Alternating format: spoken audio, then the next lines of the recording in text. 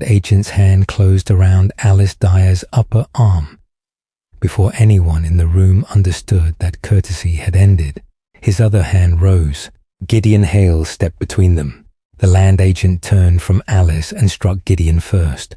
Gideon answered with one open-handed shove. The land agent stumbled backward and struck the stone edge of the hearth. Ruth Ainsley saw every movement. Before the next day ended, she would swear that Gideon had been alone. For one suspended instant, no one moved. Then Gideon dropped to one knee beside the fallen man. He did not touch him until Ruth told him where to place his hand. He called toward the passage for assistance, asked that the surgeon be fetched, and remained where every person could see him. The others from the meeting did not show the same calm. The injured man belonged to a family that employed some of them, housed others, and could close doors without applying to any court. One man whispered that dismissal would cost him the cottage tied to his work. Another looked at Alice, then at the passage, and slipped out before the servants arrived. No one ordered them to go. Ruth burned no paper and hid no object. She simply watched the room empty and began to think of that emptiness as something she could preserve. By the following afternoon, the injured man had been taken from the inn. Gideon had been questioned, and Ruth stood before a magistrate. She knew why the others had fled. She knew which family could withdraw work, lodging, custom, or favor. She also knew exactly what Gideon had done and what he had not done. The oath required only truth. Ruth gave it a different answer. She swore that Gideon had been the only other person in the room when the land agent fell, and that no one else from the meeting had been present. The statement was entered into the official record. A crowded room became an encounter between two men. Alice's threatened body disappeared. So did the first strike. The single shove remained, now stripped of everything that had made it defensive. Gideon learned the substance of Ruth's statement before evening. Gideon knew why the others had fled.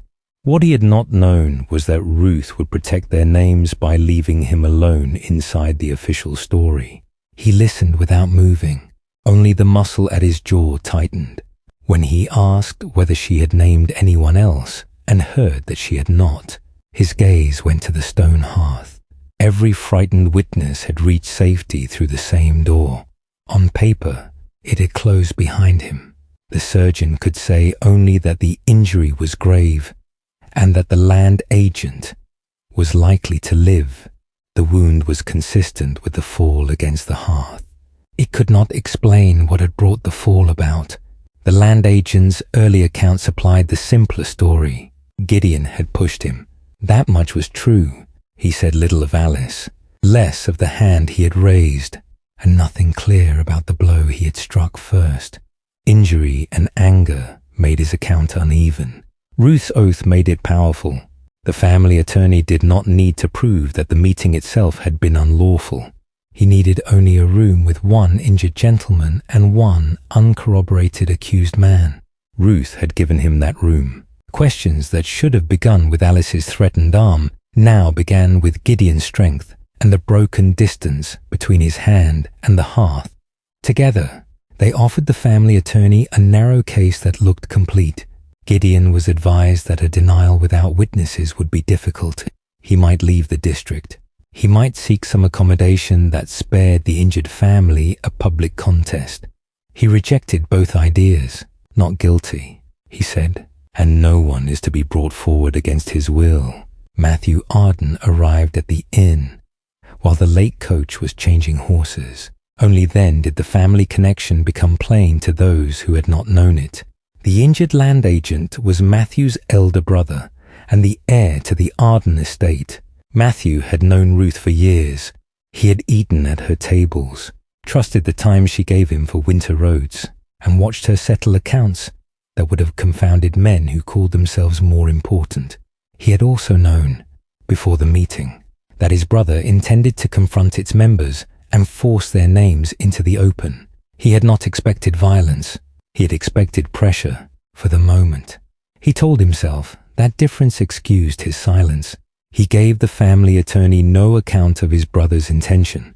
Gideon saw Matthew enter and recognized another Arden man, whose rank could alter the room before he spoke. But Gideon did not turn to him. He turned to Ruth.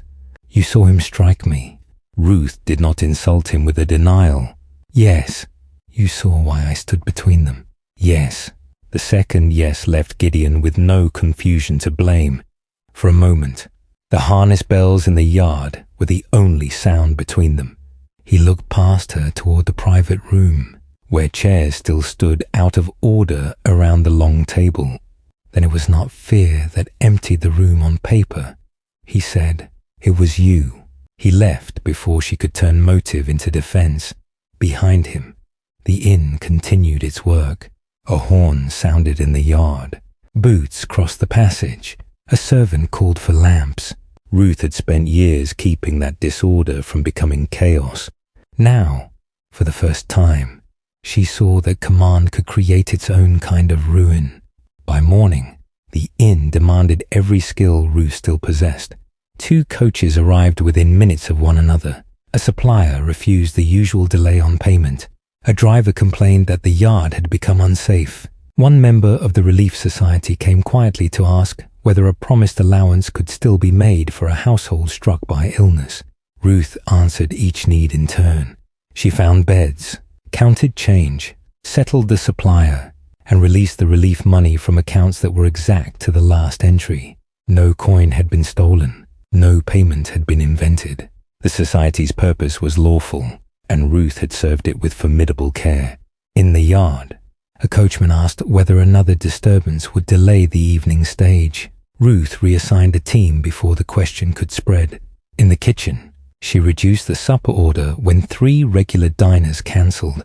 At the counter, she refused to let a frightened servant turn away a traveller merely because he wore the Arden colours. Each decision was sensible. Each also passed through Ruth alone. Yet when the member asked whether the other officers should be consulted, Ruth answered from habit, "There is no need. I know what the fund can bear." The words sounded different now. She had carried burdens so long that she no longer noticed when she carried away the right to choose. Gideon entered after the noon coach departed. A bruise had darkened along his cheek where the land agent had struck him. He refused Ruth's offer of a private room. "We shall speak where you conduct your business," he said. "That is where you made mine for me." Ruth kept her hands upon the account book before her. "If Alice is named, she may lose her place. Others may lose their work or their homes. You know the reach of the Arden estate. I know it. Then you know what the truth may cost them. They know it better than either of us." She had expected anger. His restraint was worse. It left her no noise behind which to hide. "I meant to protect them. By making me appear to have attacked a man without cause, I will find another way to help your defense." No, the single word stopped her more completely than accusation. Gideon laid one hand on the counter, not in threat but in emphasis. "You will not buy my safety with a false oath. You will not ask Alice to speak because you have decided she must repair what you did, and you will not tell the others that they owe me courage." Ruth looked at the bruise on his face. It had not appeared in her sworn account either. "What would you have me do?" "Begin by ceasing to decide what every other person must do." He told her that his plea would remain not guilty. His counsel would receive instructions from him, not from the inn, the Arden family, or the society. If Alice wished to remain silent, she might. If every other member did the same, he would still contest the charge. "A truthful defense may fail," Ruth said. "Then it will be mine to risk." He left without forgiving her, and without asking her to recruit a single witness. The next coach arrived before Ruth could recover the rhythm of the room. She gave a servant the wrong chamber key, corrected herself, and then found that she had entered the same supplier's sum twice. Such errors were small. Their rarity made them visible. The inn continued, but it no longer protected her from the knowledge that Gideon would face a jury with the false shape she had given the event. Elsewhere in the town, Matthew received the family attorney's account of what Ruth had sworn. He listened without interruption. While the official statement was reduced to its practical effect, Gideon appeared alone with Matthew's brother. No independent witness supported a first attack or a threat to Alice. For years, Matthew had relied upon Ruth because she did not improve facts for the comfort of the listener. If a road was dangerous, she said so. If an account did not balance, she found the error. Ruth, in turn, had trusted him to distinguish evidence from the convenience of rank. Matthew knew the official story was incomplete. Before the meeting, his brother had spoken of exposing the society and teaching its members the price of defiance. Matthew had objected to the language and done nothing more. He had imagined pressure without violence and left that distinction undisturbed. When the attorney asked whether Matthew possessed any fact that weakened the family's account, he answered with technical care, "I did not witness the incident." The attorney dipped his pen and moved to the next point. Matthew heard the nib cross the paper. His answer was true. It had also left his brother's purpose outside the room. Matthew said nothing more, and the silence remained where an exact man had placed it. Across the desk, the attorney squared one paper against another and tied the bundle without haste. The fire shifted in the grate. Matthew watched the ribbon pass around the account that would go forward. His brother injured. Gideon alone. The room conveniently bare. The knot tightened. The attorney reached for the next matter, and Matthew let him. At the inn, Alice waited until the public room had emptied. The mark upon her arm had begun to fade, but not enough to be mistaken for imagination. "Gideon says you told the magistrate I was not there." Ruth closed the ledger. "He told you correctly. Did you name me?" "No." For a moment, relief crossed Alice's face. Then she understood that relief was not the same as truth. "What did you say?" Ruth began to explain that the estate could dismiss people, that lodgings could follow employment, that respectable customers could be persuaded to take their business elsewhere. Alice lifted one hand. "I did not ask why." The fading bruise lay below her cuff. She drew the sleeve back and held Ruth's gaze. "I asked for the words." Ruth had spoken those words once before a magistrate. Alice would make her speak them again, this time before the person she had erased. Ruth did not soften the statement. "I swore that Gideon was the only other person in the room when the land agent fell, and that no one else from the meeting was present." Alice went very still. "You did not merely leave out my name. No, you made me absent." Ruth let every defense remain unspoken. "Yes," she said. Alice's anger did not rise. It settled. "I might have chosen silence. I may choose it still. But the loss of my work would be mine. The loss of my room would be mine. If I speak and suffer for it, that suffering will also be mine. You were afraid of what they might do to me. You had no right to turn that fear into my decision." Alice drew her sleeve over the bruise. Her hand remained at the cuff, while the kitchen clock marked 1 full minute. Then she lowered it. She left without forgiveness and without a decision about the sessions. Ruth heard her cross the public room, pause at the outer door, and go. She did not follow with another warning about employment or rent. The other members answered separately. One would consider speaking if Alice did. Another would not discuss the sessions while his children slept beneath an estate roof. He left first, keeping his hat tight between both hands. A third remained by the cold hearth and asked for a day before giving any answer at all. No one called the first man back or hurried the third. One member asked Ruth whether the society ought to advise silence until the danger passed. The old answer rose at once. Yes, because caution was cheaper than courage. Ruth stopped before giving it. "That is for each of you," she said. No one asked Ruth to approve the answers. The chairs emptied at different times. One member took the passage to the yard. Another waited until the public room was quiet. Their departures made no single picture Ruth could arrange into courage or cowardice. She set each cup aside as it was left and kept her judgment to herself. The family attorney did not need to know how the members had divided. If any appeared, He meant to describe them as dependents with a grievance against the estate, people whose membership made them interested and whose fear made them unreliable. He did not need to invent evidence. He needed only to make the narrow account appear respectable and every challenge to it appear partial. Ruth met Matthew that evening in the passage outside the private room. There had once been ease in their silences. He could sit at the end of her counter while she completed a column of figures, and neither mistook quiet for neglect. She had valued the fact that he waited for exact answers. He had valued that she gave them. Now the silence was an accusation on both sides. "You knew what I swore," Ruth said. "I learned today, and you believe I placed Gideon in danger." "You did." The answer was just. Its certainty made her look harder at him. "Your brother did not enter that room by accident. What did he intend?" Matthew's expression changed by less than most people would have noticed. Ruth noticed. He intended to learn who belonged to the society. How? By demanding the names.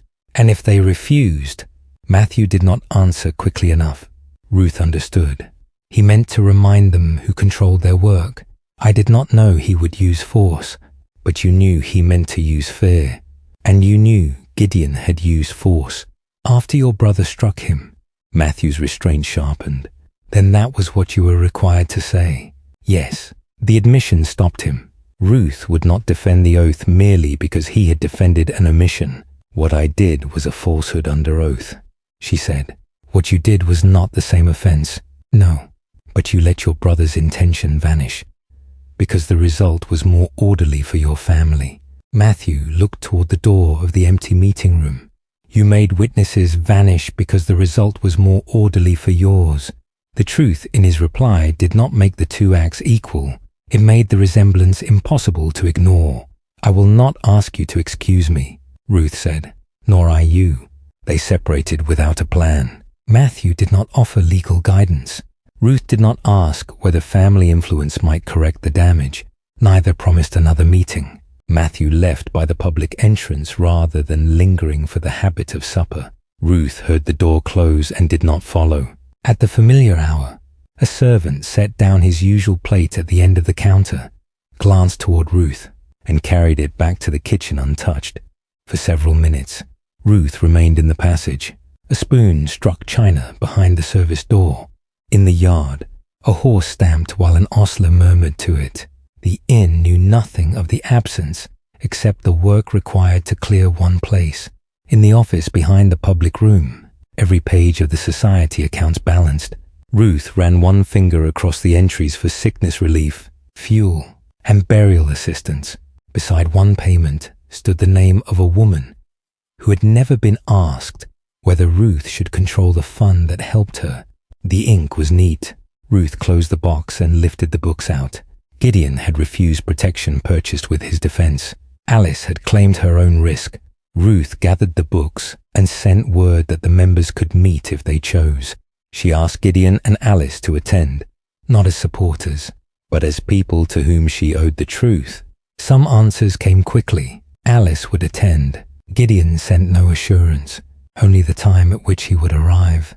2 members declined. Another said he would come to hear Ruth, but would make no promise about the sessions. Ruth recorded each response without attempting to improve it. The refusals remained on the same page as the acceptances. Ruth sanded the ink, folded the sheet, and left every line legible. Then she placed her cloak beside the books. When the meeting ended, she would return to the magistrate, whether anyone accompanied her or not. The account books made a small stack in the middle of the table. Ruth stood behind them while Gideon, Alice, and the members who had chosen to come took their places. Several chairs remained empty. She did not close the door to disguise that absence. "I gave a full sworn statement," she said. "It removed Alice and the rest of you from the room. It also removed the attack upon Gideon and made his defense more dangerous." She did not repeat the wording. Alice had already required that reckoning. Ruth pushed the books across the table. "The accounts are complete. You may examine every payment and contribution. From this hour, I no longer hold them or direct the society alone." Alice checked one relief entry against the money in the box. Coins clicked softly beneath the second member's fingers. The figures agreed. She turned another page without looking at Ruth. "I must correct what I swore," she continued. "That correction may expose the fact that others were present. I cannot promise that truth will leave any of you untouched, but I will not give the magistrate a list that is not required, and I will not ask one person here to testify." Gideon's face remained unreadable. "You do not need our leave to stop lying," he said. "No, and our presence here does not mean we forgive you." "No. Who holds these until officers are chosen?" Two members drew the books between them, each taking one volume. Until an election, neither would approve urgent relief alone. One man wanted no office and no appearance in court. Another asked for time before deciding whether he would speak. Alice said nothing about her own decision. Ruth watched the stack divide and the bare wood appear on her side of the table. One temporary keeper wrapped his volume in worn cloth. Gideon touched neither books nor coins. Alice kept her answer about the sessions to herself. Ruth accepted every answer. "I am going to the magistrate now," she said. No delegation formed behind her. Gideon did not wish her courage. Alice did not offer approval. The man who feared for his children left by another door. Ruth went alone, carrying neither the books nor anyone's promise. She crossed the yard while the members were still gathering their gloves. No one appeared at the window to watch her leave. At the gate, the road curved beyond the inn sign and took her out of sight before the room behind her reached its next decision. The road was wet along the verge. At the magistrate's door, she was told he was occupied. Ruth sat with her cloak still fastened against the chill, while petitioners entered and left. Once, at the sound of wheels outside, she looked toward the door. Her gloved hand tightened on her knee, then opened again. She remained until her name was called. The magistrate remembered her first examination. He also understood that a second statement could not be treated as a convenient replacement. Ruth asked to be sworn again and stated, in one clear clause, that her earlier account of an empty room had been knowingly false. Her voice sounded smaller in the official room than it had across her own crowded table. She kept it level. When the earlier statement was brought beside the new record, she looked at the space where Alice and the others had been made to disappear and did not look away. Then she gave the physical order she had witnessed. The land agent had gripped Alice and raised a hand to strike her. Gideon had stepped between them. The land agent had struck Gideon first. Gideon had used one open-handed shove. The land agent had fallen against the stone hearth. Gideon had stopped, called for aid, and remained. Other people had been present.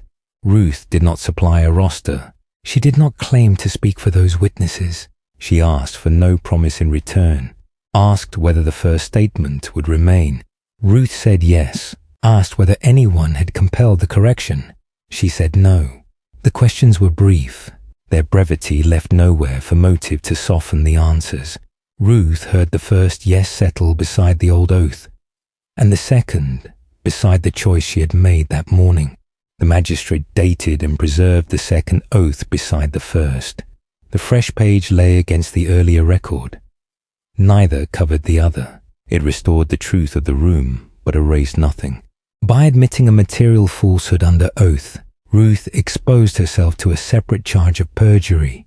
Gideon's case and hers would be decided separately. The magistrate offered no reassurance. Ruth had not come to obtain it. Ruth refastened the glove she had loosened while speaking. The leather caught at one finger. She corrected it at the door, a small task, whose result still belonged to her hands, and stepped back into the wet afternoon. When she returned to the inn, one familiar chaise passed without stopping. Its occupants had used her private parlour on every journey through the town for 3 years. The coachman kept his eyes ahead. Ruth watched the empty yard after the wheels had gone. The unused parlour had already been warmed. Ruth entered, extinguished one candle, and told the servant to let the fire fall. The room retained the shape of expected custom. 4 clean glasses, a covered dish, chairs placed toward the hearth, heat still pressed against her face as she lifted the glasses. One held the faint cloudy mark left by polishing. She rubbed it clean with her apron, though no guest would see it. When another traveller asked why the chaise had not stopped, Ruth answered only that its occupants had chosen otherwise. She carried the covered dish back to the kitchen before it was wasted. Behind her, the parlour fire settled with a soft collapse of coal.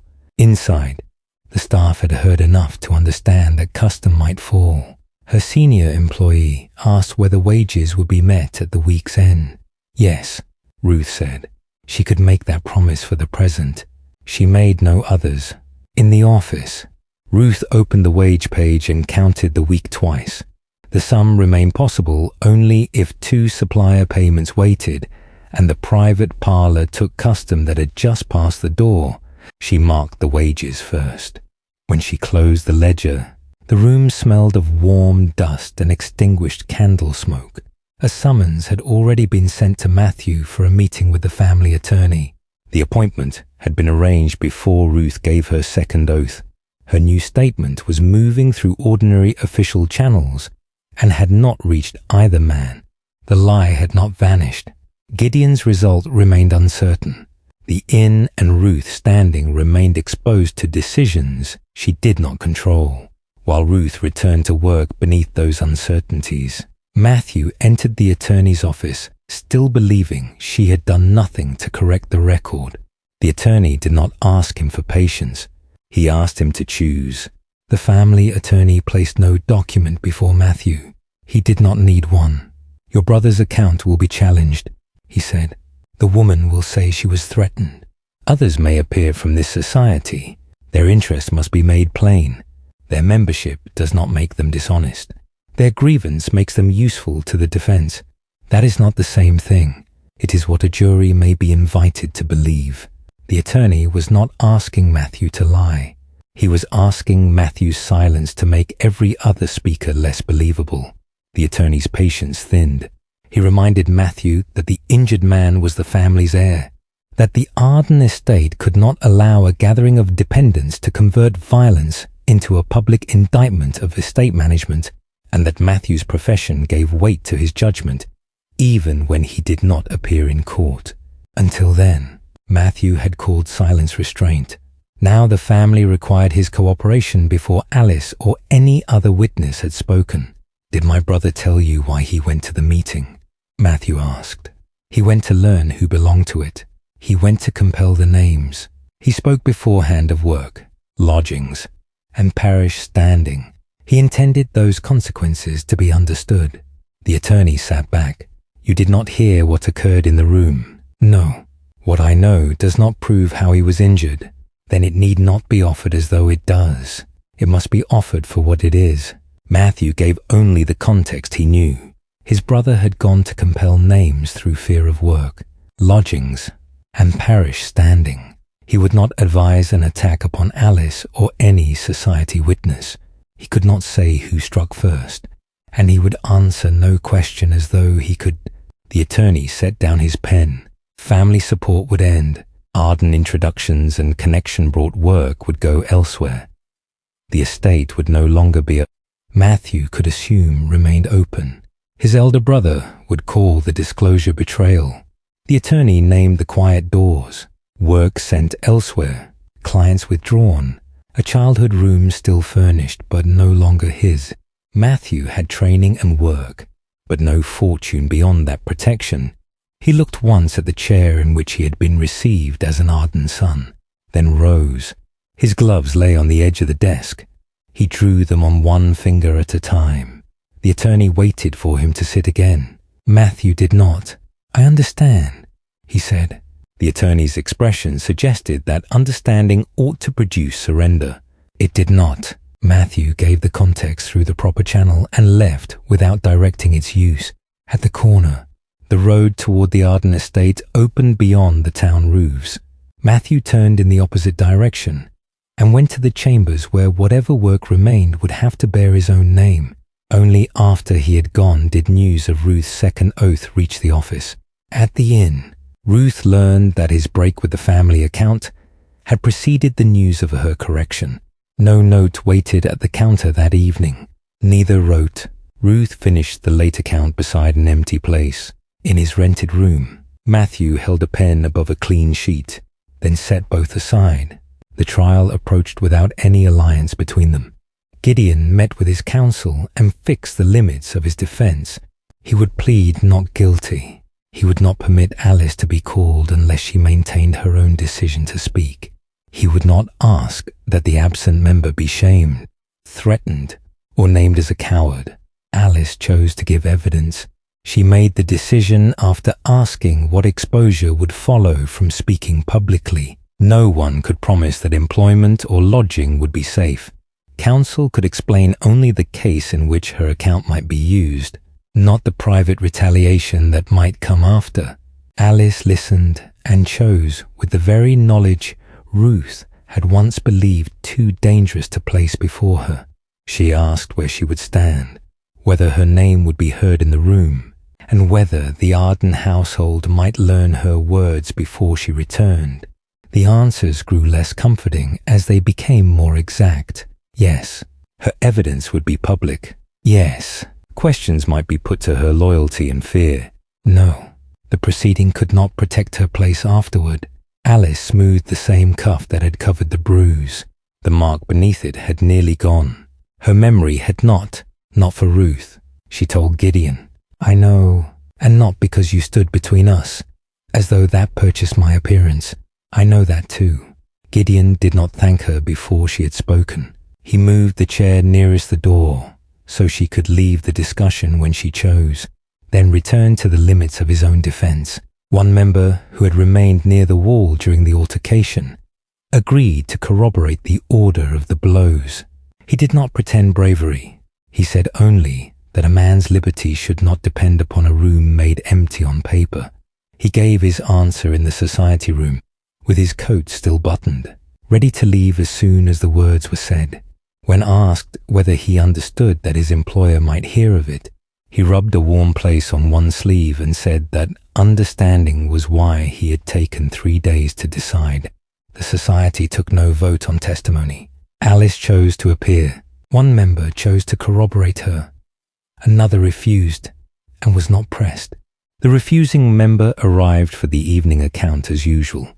He placed 2 small relief claims beside the box, checked the available sum with the other temporary keeper, and spoke of neither court nor courage. When Gideon entered, the man's shoulders tightened. Gideon asked only whether the sick household had received its call. It had. The book stayed with the temporary keepers while relief continued. No list of unwilling names went to counsel. On the final evening before the sessions, Alice found the witness room named on a folded direction and read it twice. The willing member checked the time of the departure. The refusing member tied the account volume in its cloth and carried it home, taking no message for the defense. On the morning of the county sessions, Gideon arrived with Alice, one willing member, and an empty place no one tried to fill. Alice entered first. The member followed after one glance back toward the road. Gideon came last, carrying no assurance except the plea he had chosen. Gideon entered the county sessions and confirmed his plea of not guilty. The room held more bodies than the inn meeting and less shelter. Damp hems darkened the floor. Alice stood where she could see the door. Ruth waited apart, and Matthew remained at the back. He instructed his counsel to keep the defense to the physical truth. The prosecution had the land agent's serious injury, the surgeon's limited account of the fall, and the injured man's claim that Gideon had pushed him. It also had Ruth's first false statement, shadowed now by the second. The legal question was narrower than the social quarrel surrounding it. Willing witnesses could give their own evidence. Gideon was not placed before the jury as a modern sworn witness in his own defense. The jury had to decide whether the single shove, used after he had been struck, was a proportionate act of defense. Whatever it decided would determine Gideon's case, not Ruth's separate liability. The land agent described Gideon's shove and the grave injury that followed. The surgeon confirmed that the fall against the stone could explain the wound, but not who had begun the violence. Alice could. When she was called, The risk she had described to Ruth became public rather than theoretical. Her employment, lodging, and local reputation could all be touched by the people who heard her. She stepped forward with no promise that truth would spare her. She did not look toward Ruth for courage. Ruth saw the slight turn of Alice's head and lowered her eyes to the grain of the bench. She left Alice the distance she had asked for. The room she had fled was private. This one was not. Here, strangers could measure her dress, her work, her dependence upon the estate, and decide that fear had made her either dishonest or easy to dismiss. She knew that the account she gave might travel back to the household that paid her and to the landlord connected with her room. Nothing in the proceeding could promise protection from those judgments. Alice placed both hands before her until they were still. Her breath lifted once beneath her collar. She began only when she was ready. Her first words carried little beyond the nearest table.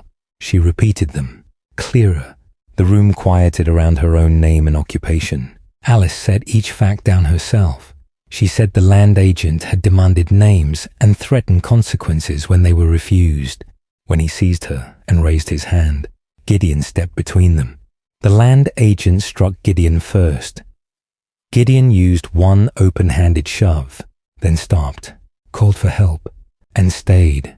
Questions were put to Alice about the society and her loyalty to Gideon. She did not claim indifference. Gideon had protected her from a blow. That gave her reason to remember, not permission to alter what she remembered. She was asked why she had not remained for the first questioning. Alice answered that she had been afraid. Her fingers tightened, then lay flat again. She did not withdraw the answer. Did Mrs. Ainsley ask you to give this account? No. Did Mr. Arden? No. Why have you come? Alice held her head level. Because I was there. The answer reached the back of the room. Alice's chin trembled once after it. She waited until she was released from the place where she stood. Alice stepped back beside the member who had chosen to speak. She did not look relieved. The risk she had accepted would follow her home. The second member followed and confirmed the disputed hinge. The land agent had struck first. Gideon had shoved once and stopped. He admitted that he had left before formal questioning, because he feared what the estate could do to his household. He set down the hat crushed between his palms and answered with his eyes on the table. One first blow, one answering shove, then Gideon calling for help. He was pressed upon that fear. He conceded that he still wished to keep his employment and that his appearance might cost him. He also conceded that Gideon belonged to the same society. Nothing in those answers changed the number of blows he had seen. Interest could color a witness. It could not, by itself, create a second shove when none had occurred. When he stepped down, Alice shifted enough to make room beside her. Neither spoke. Their sleeves touched once and separated. The member who had refused remained absent. His place stayed empty. Ruth's two records remained together. The falsehood beside the correction. Matthew did not address the jury. His context showed coercive intent before the meeting. It did not prove who struck first. Alice and the corroborating member had supplied the physical sequence. The jury withdrew to decide whether Gideon's single response to a continuing attack had been proportionate. While the jury withdrew, no one spoke. Ruth waited apart from Alice and the society members. Gideon stood with his counsel. Matthew remained near the back, his hands empty. The door through which the jury had gone stayed closed. A clock sounded once beyond the room. Then a carriage passed outside and drowned the next small noise. Gideon's counsel bent over the table without speaking. Alice watched a stripe of wet light beneath the window. The willing member turned his hat slowly by the brim. When the jury returned, the finding was not guilty. For a breath, Gideon did not move. Then his shoulders lowered. He thanked Alice and the member who had spoken, then sent word without reproach to the man who had not. He offered Alice his hand and waited. She chose a brief clasp. The corroborating member had already recovered his hat and was measuring the road home against the speed of rumour. Alice received his thanks without lowering her eyes. The corroborating member asked no praise. He wished to reach home before news of his evidence did. Alice did not ask Ruth whether the evidence had been enough. She gathered her gloves, crossed to the willing member, and asked whether he required company for the first part of the road. Their plans formed without Ruth at the center of them. Ruth approached no one until Gideon had completed those choices. "Your second statement helped restore the facts," he said when at last she stood before him. "It was not forgiveness. The first statement helped endanger you. Yes, this verdict does not answer for that. No." He studied her for a moment. "Then you understand what comes next." Ruth did. Gideon left the sessions free of the charge. When he turned toward the door, Ruth turned toward the separate process her first statement had opened. Ruth's voluntary correction mattered when her conduct was considered. It did not erase the deliberate first oath. Her case reached its own disposition after Gideon's acquittal. She accepted a real fine and a short term of imprisonment. When asked whether she understood the consequence, she answered that she did. Beyond the sentencing room, voices diminished along a cold stone passage. Daylight narrowed to a pale strip at the next threshold. Ruth entered confinement, knowing the inn would continue without her, or fail without her. The door locked. Iron answered once. The sound returned from the walls. Beyond it, footsteps passed without slowing. The first morning passed without anyone asking which coach should take the dryer stall, or whether a supplier might wait another week. Ruth heard footsteps beyond the door, and possessed no authority over their direction. Meals arrived at an hour she had not chosen. Light crossed the wall, while work she could picture continued beyond her reach. She began, by habit, to arrange the inn in her mind. Yard first, then kitchen, then accounts. Each imagined instruction ended at the door. At midday, she counted the strokes of a distant clock and lost the hour at which the west coach should have arrived. The light moved on without asking her where it ought to fall. Night brought the rattle of a key and retreating shoes. Ruth listened for a coach horn that could not reach her. Her hands found only the blanket's rough edge. By morning, the imagined instructions came less quickly. At the inn, Ruth's senior employee took charge of the ordinary work. The employee did not perform miracles. The yard opened before dawn. The horses available for changes were counted, and the dining room fires were reduced when too few travelers arrived to justify them. Staff went where the remaining custom required, and 2 upper rooms were closed rather than heated empty. When a supplier demanded payment sooner than before, the employee paid what the week allowed and accepted a smaller delivery. She used linen from the dark chambers before ordering more. Each economy left a mark Ruth would recognize. Fewer landing candles, a smaller joint, 1 row of keys untouched. The inn survived by becoming leaner. Some passengers still stopped because the road required it. Others crossed the yard only to change horses and carried their hunger to the next town. Local customers who had once used Ruth's parlor for private dinners found reasons to entertain at home. No single refusal ruined the business. Their accumulation did. The senior employee ruled a separate page for obligations Ruth would face upon returning. Each shortened term and unpaid balance lengthened the column. Ruth's office key remained untouched on its hook. When Ruth returned, the yard was wet from a morning shower and quieter than it should have been. She paused at the gate long enough to count what was missing. No post chaise beneath the shed, 1 fewer ostler at the trough, 3 windows dark above the public room. Then a coach horn sounded at the far end of the street. Ruth went inside, removed her cloak, and took the arriving list from the peg. Her senior employee placed the page of obligations beside it. "The West supplier will deliver only upon payment now," she said. "The brewer has shortened his terms. 2 families have moved their dinners elsewhere, and the wages met barely." Ruth read the figures before she touched the keys to her office. "You kept the doors open. We kept them open." The correction was quiet. Ruth accepted it. She offered the keys back. The employee took only those required for the day and left the office key in Ruth's palm. "I will continue in charge of the yard if you wish it," she said, "but I will not pretend nothing has changed, and I will not answer to customers for the oath. You should not." Ruth closed her fingers around the office key and nodded. Ruth set the warm key beside the obligation page rather than putting it at once into the lock. She spent the afternoon at work. She carried clean linen upstairs when a servant was needed in the yard. She checked a disputed coach charge and found the passenger correct. Beside the cook, she reduced an order the former custom could no longer support. At the kitchen table, the week's coins met the wages and left too little for the full suppliers list.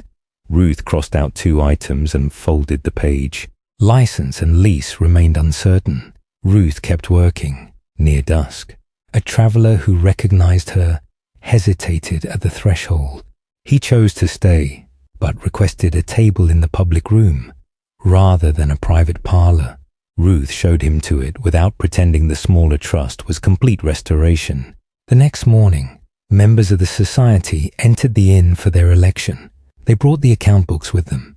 Ruth had prepared the private room, but she did not take the chair at the head of the table. She set water near the hearth, placed the paid room charge where the elected keepers could see it, and withdrew to a seat against the wall when they asked her to remain for questions. Alice opened the meeting. The accounts balanced. Alice closed the last book with her palm resting on its cover. "The money was honestly kept," she said. "The decisions were too often kept by one person." Folded votes passed from hand to hand. Alice and another member accepted the work between them. No single hand would decide relief. Ruth heard the count from the chair against the wall.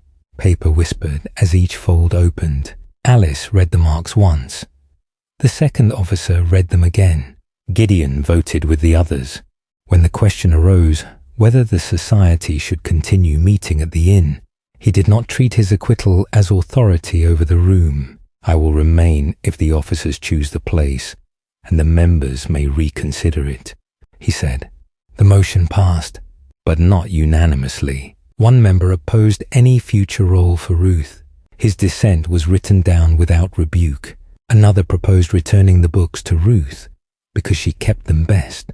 Alice lifted the record from the table. "Convenience brought us here." The members rejected the proposal. Alice and the other elected officer checked the count together. Ruth remained against the wall. No one turned towards her for confirmation. Ruth stood only when the new officers asked whether she would continue to make the room available on the same terms as any other arrangement. "Yes," she said. "If that remains your decision." The books did not return to her hands. For a moment, one volume rested near the edge closest to her. Alice reached across, drew it back between the elected officers, and tied the cloth around it. Ruth kept both hands in her lap. The meeting ended with chairs being stacked, small contributions being counted by 2 people instead of 1, and Alice carrying the record away. Gideon paused at the door, then chose to leave with the elected officers rather than with Ruth. Ruth went back to the public room. A guest required supper. A stable lantern had gone out. One of the new officers returned to ask the agreed price of next month's meeting room. The society continued. The inn continued. 7 weeks later, Alice and another elected officer bent over an ordinary request for relief, while Ruth answered only the cost of meals and returned to the passage. Their pens moved again after she left. Gideon crossed the yard and placed his contribution in the elected keeper's hand. He gave Ruth a quiet nod. The member who still opposed her used the other entrance. On market evenings, the public tables filled again. 2 upper chambers remained dark more often than before. The record box clicked shut. Alice carried its key. The second officer carried the decision. They thanked Ruth for the room and continued down the passage, while Ruth checked a charge for fresh candles. A traveller entered from the yard. Her pen paused above the account. It was Matthew. His coat was well kept without the effortless finish of Arden provision. No family carriage waited outside. no official message in his hand. Only when Ruth completed the account did he approach. Road dust marked one cuff. A careful repair showed at the seam of his glove, where new leather once would have appeared. He placed neither hand upon the ledger. Through the open door, an ostler led away his hired horse.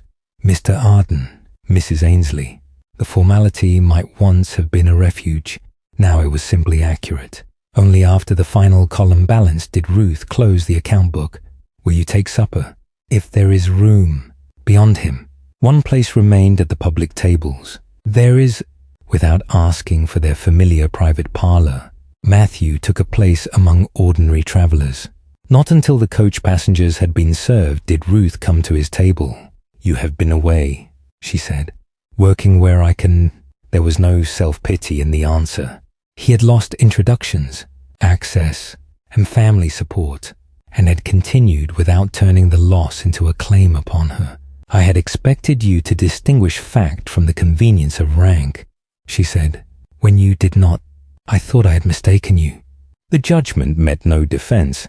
You had not mistaken what I could be. You had mistaken what I would do without cost.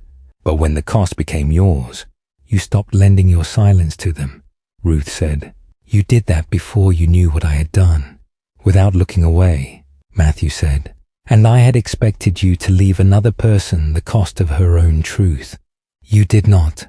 Through the private room doorway, Alice locked the society record box, while another officer counted the remaining contributions. And I have seen what you did after, Matthew said. You gave them the books and did not ask them to return your authority. They chose their own officers. Yes, behind Ruth, the private room door opened. Record box against her side. Alice crossed the passage while speaking to the other officer about the next meeting. Neither paused for Matthew's approval. He drew his chair an inch aside. The cadence of Ruth's working days was familiar to him. The brief stillness before the morning coach. The concentration that narrowed her eyes when figures disagreed. The hour after supper, when she finally allowed the fire to warm her hands. In return, she knew his habits. Before answering a letter, he read it twice. He listened longest when another person resisted the easiest conclusion. Until the case, those habits had seemed to prove what he would do when exactness carried a price. Their knowledge of one another had not been false. It had been incomplete. Beside his untouched cup, Matthew's hand came to rest. I miss this room. Across the crowded tables, voices overlapped. Ruth glanced toward them. It is noisier than you remember. I did not miss the quiet. Her attention settled on his untouched cup, but her place at the table did not change. Matthew turned the cup by its handle. Around them, a spoon struck a bowl, and a traveller asked for bread. The silence remained ordinary. Before an answer formed, a dispute rose near the yard door. A driver insisted that an extra team had been charged to his account. With a brief excuse, Ruth returned to the desk. The error was not the driver's. A figure had been carried from the wrong line. After correcting the charge and returning the excess coins, Ruth called the clerk who had made the entry. We shall trace it together after supper, she said. For now, write the correction beside the error. Do not scrape it away. Matthew heard the instruction without comment or offer of assistance. Another coach rolled in. A failed lock sent one guest to another room. The following week's lamp oil order became smaller. Through it all, Matthew remained at his table. He neither spoke for Ruth nor made himself useful where usefulness had not been requested. Passing with the corrected coins, Ruth saw him draw his plate aside for a servant. No verdict followed her back to the desk. Only when the work eased did Ruth return to the chair opposite him. His supper had cooled. He had waited. The corrected account lay between them on the crowded table. Matthew shifted his cup clear of the wet ink. Mistake and correction shared one line. You waited, she said. You were occupied. Once, you would have told yourself that silence was restraint and decided how long it ought to last. The corner of his mouth shifted. Once, you would have put me to work before I could make the error. An almost smile touched Ruth's mouth. That is possible, The fire settled behind the grate. Matthew's own smile came and went. Before it could ask for an answer Ruth had not yet chosen. Rising, Matthew kept the distance the conversation required. "Ruth, I have no claim upon the life you are rebuilding." She waited. "May I court you?" Beyond his shoulder, Alice carried the society's records toward the door under her own authority, and Gideon held it open. "If I say yes," Ruth said, "it will not mean I have forgotten what you withheld. I would not trust an answer that required you to forget, and I may say no another day. Then I shall hear it." Silence remained until it belonged to Ruth rather than to fear, gratitude, or expectation. "You may court me," she said, slowly. His head inclined slightly in answer. No hand reached for hers. Beside the open account, Ruth's own came to rest close enough for choice, and still entirely her own. As Alice and the other officer departed with the record box, Matthew kept his chair still. Only after their voices had passed did he move it. Ruth watched the clear space behind them, then turned her hand palm down beside the ledger. A bell sounded from the yard, drawing Ruth back to the account before her. No request came for the coach to wait. He took his gloves from the table. "Tomorrow?" he asked. A clean line waited in the open ledger. Beside it, the earlier correction remained visible. "Tomorrow," she said. Outside, the next coach entered the yard beneath ordinary lamplight. Inside, Ruth finished the account, while Matthew waited for tomorrow.